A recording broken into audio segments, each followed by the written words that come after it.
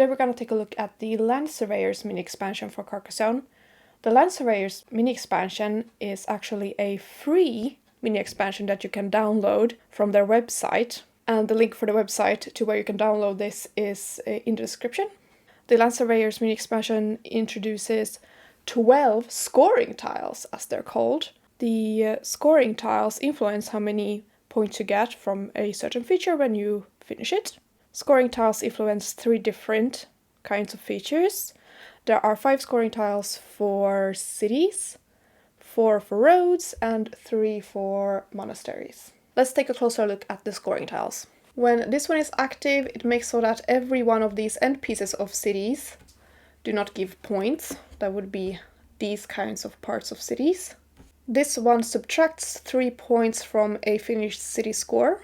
Doesn't matter how many meeples you have in your city, as long as you have 1 meeple in your city, you get points for that city. This one gives you 1 extra point per shield per city, and this one gives you 3 extra points for a finished city. This one doubles the points for a finished road. This one gives you 1 minus point per farmhouse that is next to a road. This would be a farmhouse.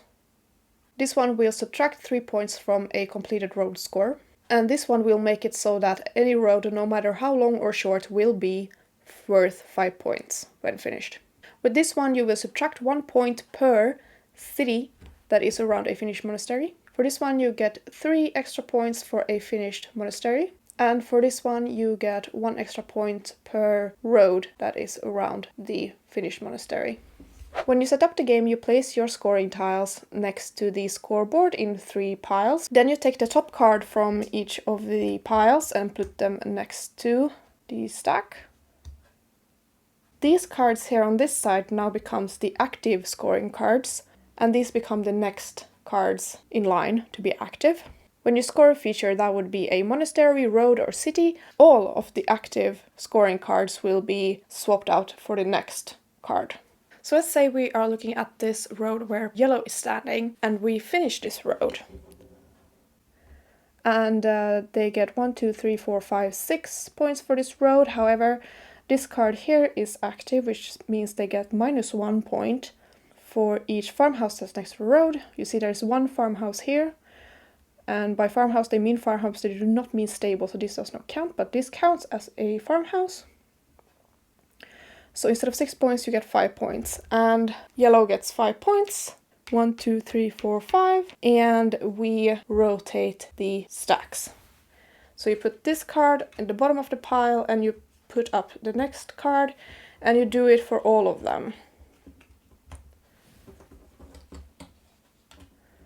Like that. And now we have new active cards. And as you can see here, there are a few active scoring tiles that actually give you minus points for different features. So it is possible that you can get negative points that you will have to start moving. You know, -1, -2, -3, -4. So be aware of that. Let's say that this is one of the scoring tiles that were active, and we were to finish this monastery here. According to this tile, we get 1 point per row tile that is around the monastery, and that includes the monastery tile itself. Which means that this yellow guy here gets 16 points for finishing this monastery. We get our meeple back, we get our points, and then of course we switch out all of the active scoring cards for the next on the pile. Okay, here's another scenario where this is one of the active scoring tiles, which means that no matter how long or short your road is, it will be worth 5 points when it's finished, while this tile is active. Let's say I draw this tile and I place it here, finishing my road. But because this is active, it is worth 5 points and not 7. I score my 5 points, I take my meeple back, and then we rotate all of the scoring tiles. And this scoring tile means that for every tile that has one of these end parts, these parts, I get no points for those tiles. And apparently these tiles are called bad neighborhoods. So I would only get 8 points for this city. So I lost half the points for this city because I finished it while this scoring tile was active. Well, I get my 8 points, I remove my meeple, and then we rotate all of the active scoring cards. In this scenario, I have 2 of my yellow meeples on a monastery and on a city, and my opponent has a road here with the pink meeple. And these are the active scoring tiles here on the side. Let's say I draw this tile and I try to find a perfect place, and this looks like a pretty good place. All of the features that meeples are standing on right now on the board was finished by the placement of this tile. So let's score my opponent's meeple first. Their meeple is standing on a road here, so this is 1, 2, 3, 4. However, this is the active road scoring tile at the moment, so they only get 1 point instead of 3. The meeple is removed. We score all of the features that were completed by placing the tile before we rotate the active scoring tiles. My city here was completed, and according to the active scoring tile, I get 1 extra point per shield that is in the city. I have 1 extra shield in this city. 1, 2, 3, 4, 5, 6 points for this city. And then finally my monastery was finished.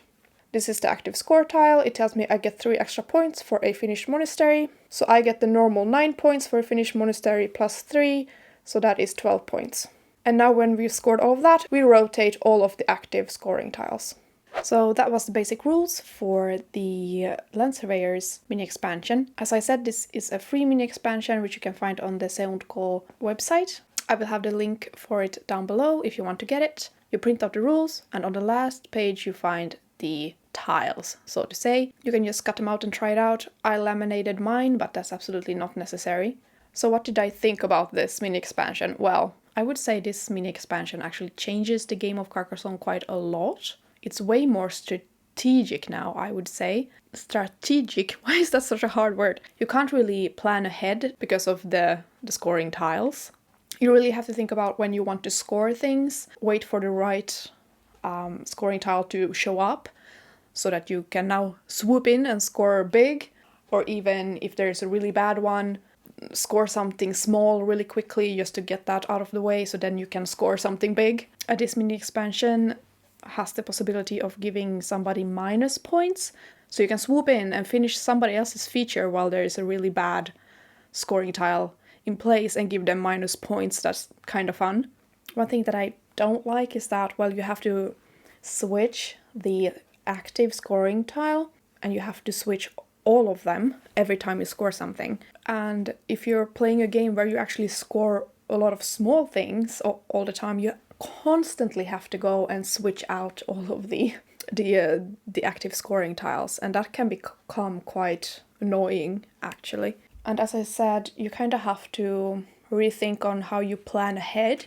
To be honest, you can't really plan ahead that much in Carcassonne to begin with. So when these Land Surveyor scoring tiles come up, and it kind of feels like, oh, now I want to plan ahead, but you can't because the tile you get is random, of course. You don't see what tile you're gonna get next if you go by base game rules.